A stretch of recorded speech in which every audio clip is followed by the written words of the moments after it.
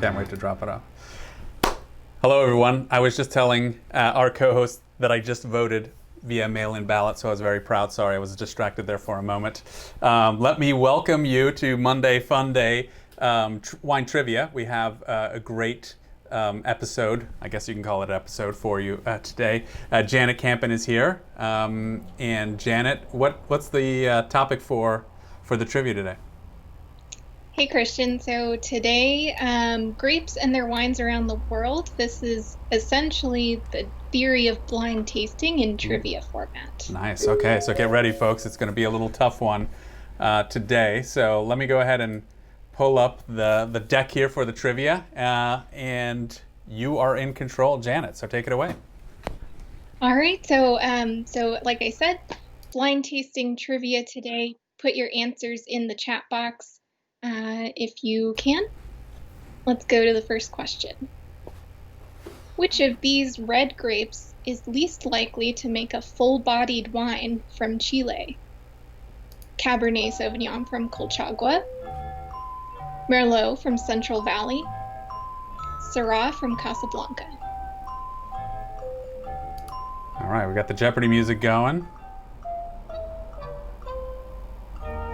So we're counting that down. Hello to everyone from all over. I see people joining us from France, Central Illinois, Boston, Romania, UK, Hungary, Brazil. So hello everyone, and thanks so much for joining us today. All right, so music stopped, and we have most of the people saying B, so Merlot from Central Valley, with a couple of votes for Syrah from Casablanca as well. All right, those of you who said Syrah from Casablanca are correct. So Merlot, even though it usually tends to be, maybe medium plus body, when it's from the hot climate in Central Valley, Chile, tends to produce full-bodied wines. Now, Syrah and Casablanca, because of the cooling influences there, Syrah tends to have a somewhat lighter style body. All right, nice work, folks. Okay. Which of these Rieslings would be least likely to show strong characteristic lime aromas and flavors? A. Rheingau Riesling, B. Clare Valley Riesling, or C. Nelson Riesling?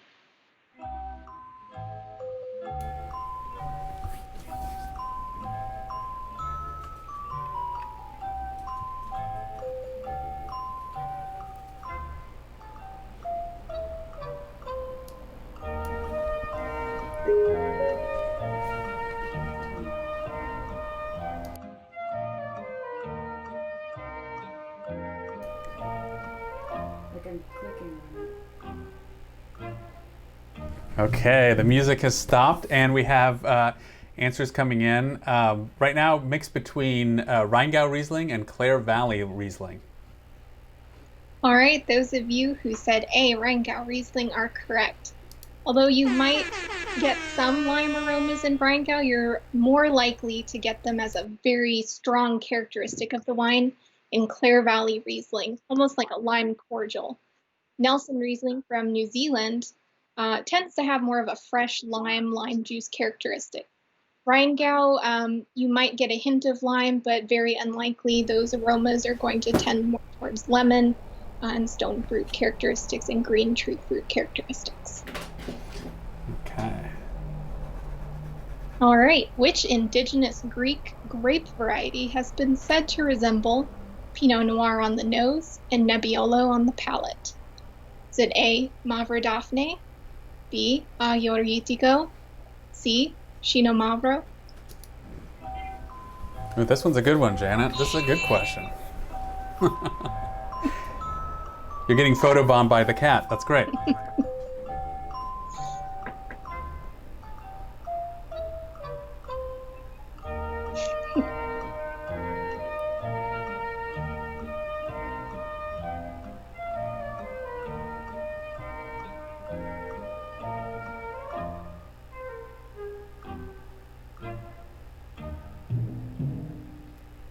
Okay, so we have votes here.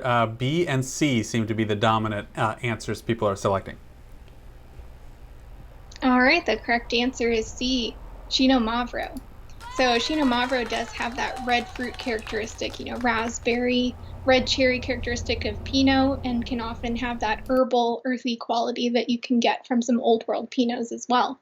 But the palate tends to show really high, really grippy tannins, the way that you can see in many of the Nebbiolo wines of Italy. Agliolitico, it can show some red fruit characteristic, but its tannins are going to be softer, not quite as high, and the same for Mavro Daphne, which actually shows more dark fruited characteristics and a softer tannin profile. Great. So congratulations to all your smarty pants out there that chose C. Which of these Semillon wines are least likely to show new oak influence?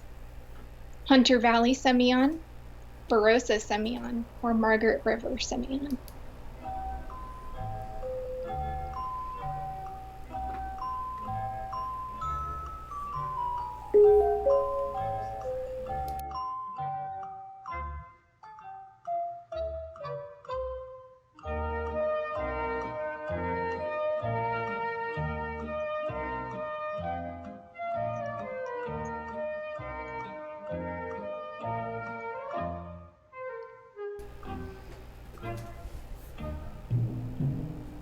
Okay, so we have again here between C and B, some people selecting A as well.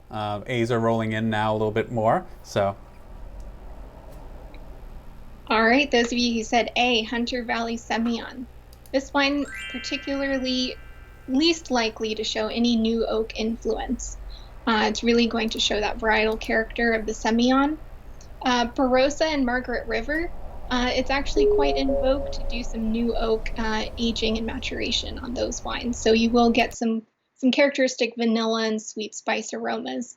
What can be tricky about that is when Hunter Valley Semillon ages, it can take on kind of a vanilla characteristic with its age, which may trick you into thinking new oak influence, as well as the textural component from the Semillon grape itself, but in actuality has no new oak influence on it. Which of these characteristics could help you determine a young Malbec is from Cahors instead of Mendoza? A, fuller body with earthy mineral notes. Soft velvety tannins with plum and sweet spice notes. Moderate acidity and medium bodied. High acidity with mineral aromas of iron.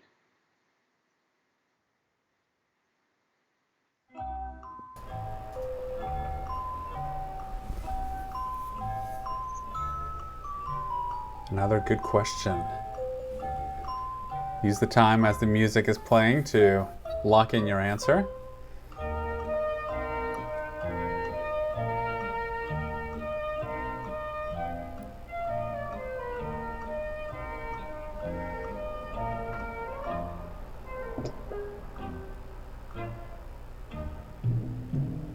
Okay, we have mostly D's as the answer, with a couple of A's peppered in as well. All right, so I can see how A might trick you with those earthy mineral notes. That's certainly something that Cahors is known for. However, the correct answer is D, high acidity, and it tends to have this very characteristic iron mineral aroma to it. They tend to be lighter in body than Mendoza, so that's why it's not A. It also tends to be quite austere and have pretty high young tannins when they're youthful. So a young Malbec will tend to need some age in Cahors in order to get that soft velvety tannin, which you'll most likely see in a young Mendoza. Plum and sweet spice notes is common to both Cahors and Mendoza Malbecs. And you're going to see a higher acidity instead of moderate acidity that you'd see in Mendoza. And it would be medium bodied in Cahors, but because of that acidity, C is not the correct answer. So which of these grapes is least likely to show characteristic licorice flavors? A, Cinsault from Etata Valley. B, Petit Manseng from Jurançon. C, Mourvèdre from Bandol. D, Blaufränkisch from Burgenland.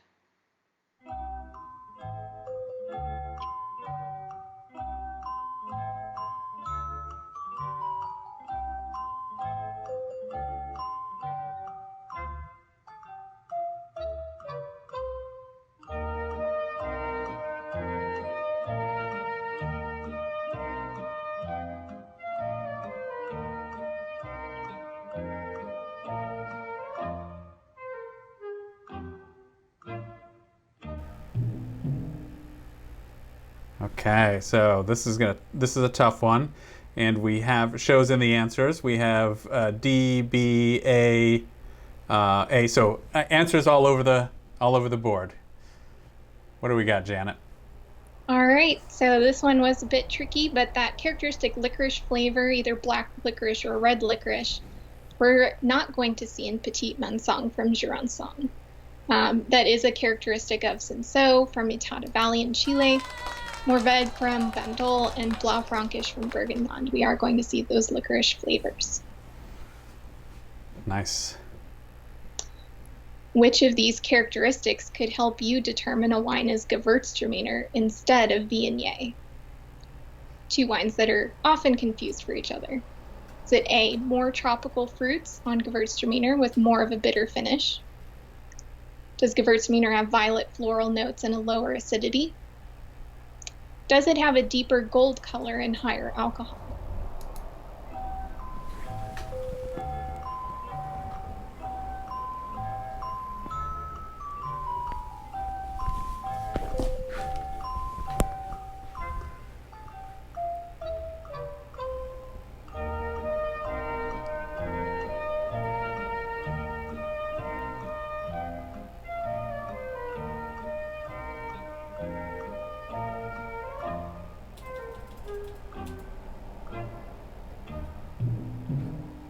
Okay, here we have a little bit more consensus. We have most of the respondents putting in A as their answer.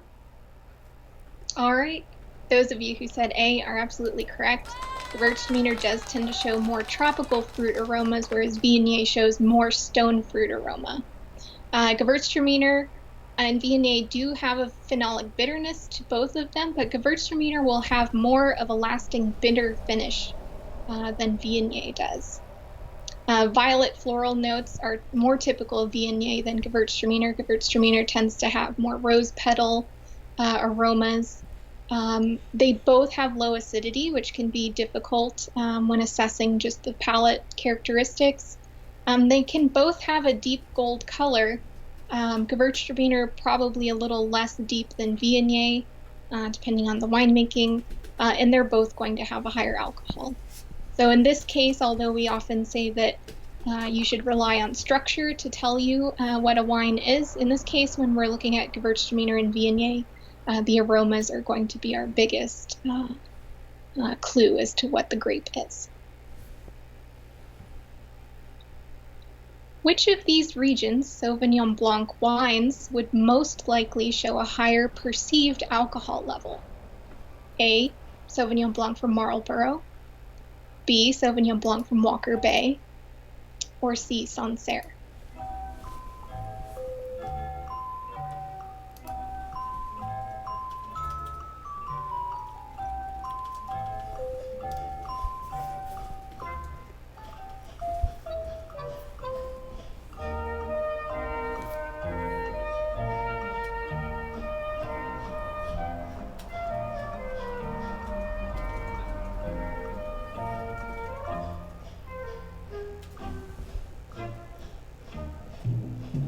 Okay, from the looks of it, another tough question for folks. We have answers in every one of these, A, B, and C. All right, this was a tricky question. That perceived higher alcohol level. We're going to see it in, looks like those got mixed up a bit there, but C, Marlborough. Actually, I'm going to go back. If you said A, Marlborough, that would be correct. And the reason for that is just the higher UV light that we're going to get, and Walker Bay and Sancerre having more moderating influences. So they're going to have slightly lower alcohol levels. Marlborough, while not really high burning alcohol, is going to have a slightly higher perceived alcohol level than the other two. Which of these characteristics would help you determine a Tempranillo wine is from Ribera del Duero instead of Rioja? A, the aromas are dominated by red fruits, B, a fuller body, or C, a paler color?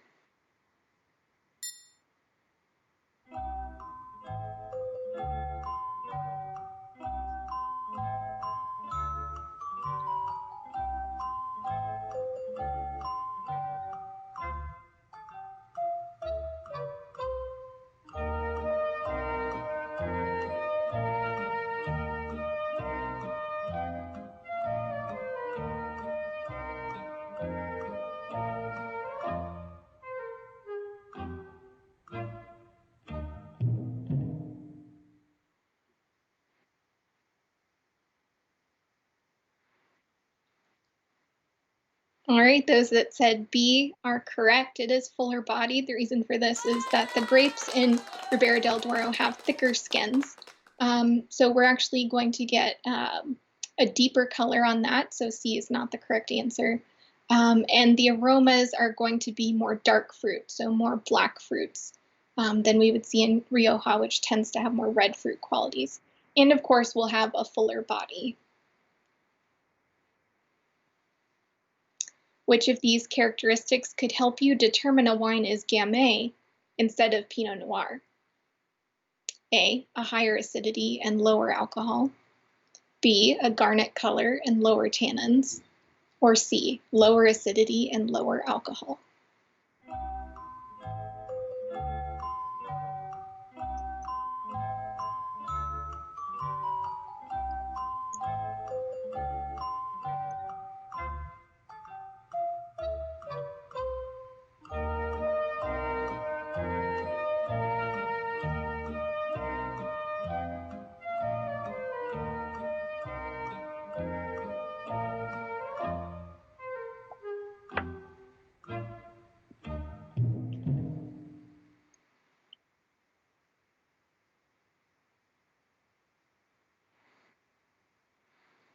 Okay, so kind of a tricky one, but it's actually C.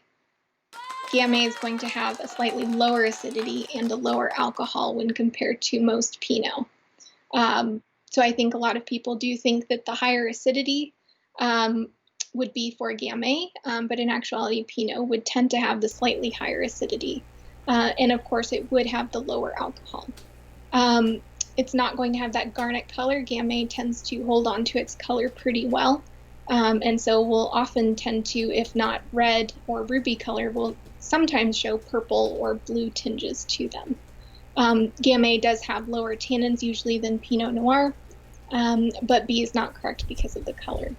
But C is Gamay tends to have lower acidity and lower alcohol. So I think that was the last question. How'd you guys do?